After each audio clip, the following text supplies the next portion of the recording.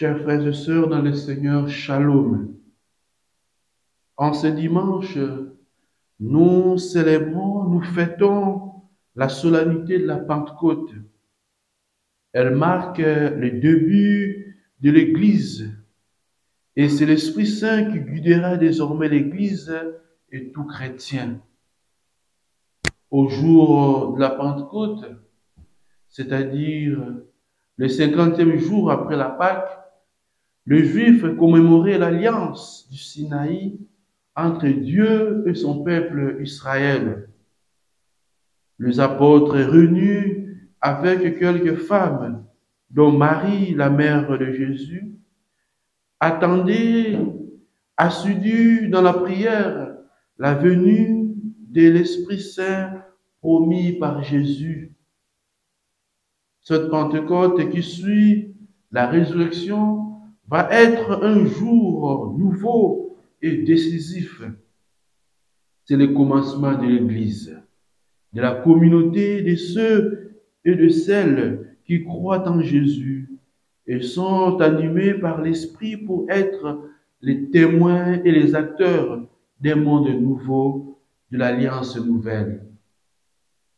Dans les récits des actes des apôtres, dans la première lecture de ce dimanche, l'Esprit Saint manifeste sa présence avec puissance invisible. C'est par des signes qu'il s'est fait connaître. Il vient sous les signes des violents coups de vent. Il est l'esprit de force qui veut renouveler le cœur et le monde. Il vient sous les signes du feu, car il est la lumière qui fait connaître aux croyants que Jésus est vraiment le Fils de Dieu. Il nous éclaire sur la voie du Christ. Les apôtres annoncent le Christ et chaque auditeur le comprend dans sa langue maternelle. C'est le signe des langues. L'Esprit Saint est celui qui fait l'unité entre les hommes, l'unité brisée par les péchés. Rappelons-nous, mes chers frères et sœurs, du reçu de la tour de Babel. Eux le rassemblent en un seul corps, le corps du Christ, hommes de tout pays, de toutes races.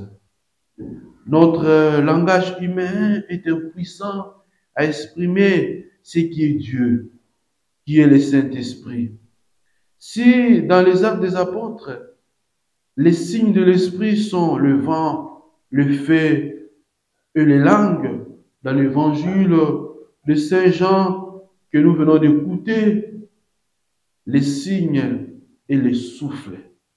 L'Esprit Saint est Dieu vivant en nous, intime à notre être. Le souffle, c'est la vie. Jésus envoya son souffle sur eux et leur dit, recevez l'Esprit Saint. Mes chers frères et sœurs, rappelons-nous aussi à la création, Dieu insuffla dans les narines de l'homme une haleine de vie, et l'homme devint un être vivant. Genèse chapitre 2, verset 7. Dans divers pays, les parents soufflent sur leurs enfants pour leur souhaiter une vie heureuse. Il n'est pas rare qu'on salue par un souffle un parent ou un ami de retour au pays après une longue absence. L'Esprit Saint, c'est le souffle de Dieu.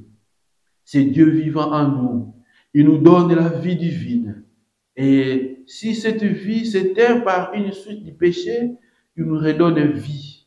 Comme nous le laisse entendre Jésus quand il ajoute, ceux à qui vous remettrez les péchés, ils leur seront remis. La rémission des péchés, c'est le retour à la vie de Dieu. Mes chers frères et sœurs, la Pentecôte continue aujourd'hui pour chacun de nous, pour l'Église. L'Esprit Saint a enlevé la crainte du cœur des disciples. L'Esprit Saint est la force et la lumière. Avons-nous aujourd'hui l'audace des apôtres pour travailler à changer en nous et dans notre monde de façon de faire ou de coutumes qui ne sont pas conformes à l'Évangile. Depuis que nous sommes consacrés à l'Esprit Saint, avons-nous confiance en la force de l'Esprit du Christ? Et pour ces motifs, avons-nous cessé des pratiques médiocres, des mauvaises pratiques indignes à la vie chrétienne? Que le Seigneur vous bénisse.